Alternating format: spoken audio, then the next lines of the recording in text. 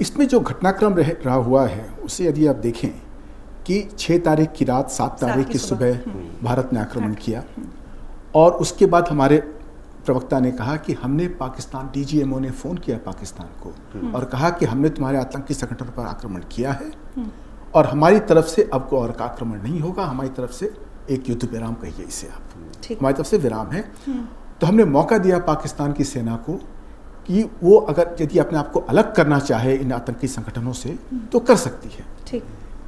पाकिस्तान ने कहा, और ये पाकिस्तानी प्रवक्ता ने कहा है 10 तारीख को कि पाकिस्तान ने सुना लेकिन पाकिस्तान ने रिजेक्ट कर दिया और कहा कि हम बदला लेंगे इसका, हमारी प्रतिक्रिया होगी, हम प्रतिशोध लेंगे।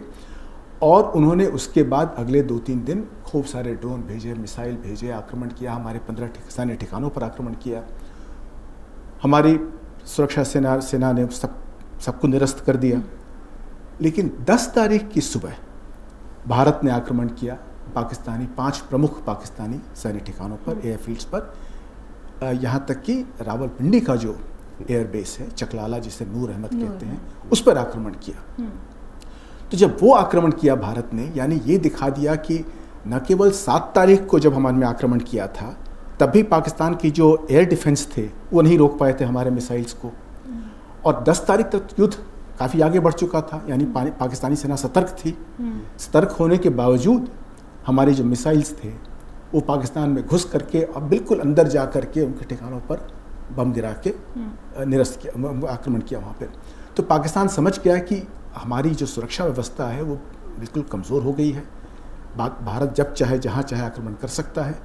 तब उन्होंने फ़ोन किया अमेरिका को और अमेरिका से कहा कि आप मध्यस्थता करिए, आप जो सीज़ फायर करवाइए। अमेरिका से फ़ोन आया इंडिया को, हमने कहा कि ये प्रस्ताव जो है सीज़ फायर का ये पाकिस्तान को देना होगा। तब पाकिस्तान के डीजीएमओ ने फ़ोन किया, हमारे डीजीएमओ को फ़ोन किया और कहा सीज़ फायर करो। हमने कहा हमने सीज़ फायर 7 दिन पहले ही कर दिया था।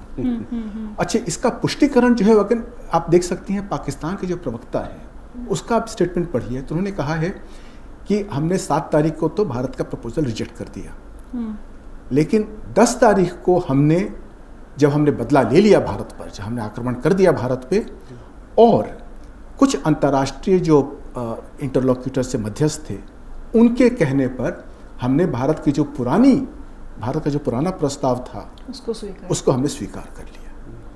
तो ये कुछ इंटरलोक्यूटर ऑब्वियसली अमेरिका है, क्योंकि उन्होंने फ़ोन अमेरिका को किया था। और तो इसलिए इस हद तक अमेरिका का रोल रहा है कि पाकिस्तान को जब मुसीबत आई तो किसकी ओर भागा?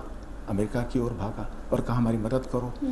और अमेरिका ने कहा कि भाई ठीक है हम फ़ोन करते हैं, लेकिन हमने कहा कि हम नहीं करेंगे, हमें तो पहले हमारा जो उद्देश्य था वो बहुत सीमित था और हमने पहले ही 7 तारीख को ही कहा था कि आप सीज़ फायर कर लीजिए। तो मेरे विचार में घटनाक्रम ये हमारे प्रवक्ता ने भी कहा है और पाकिस्तानी प्रवक्ता भी इसकी पुष्टि करते हैं मोटा मोटी। अगर आप ये वीडियो YouTube पर देख रहे हैं तो हमारे चैनल को सब्सक्राइब कर बेल आइकन दबाएं और Facebook पर देख रहे हैं तो हमारे पेज को लाइक करें।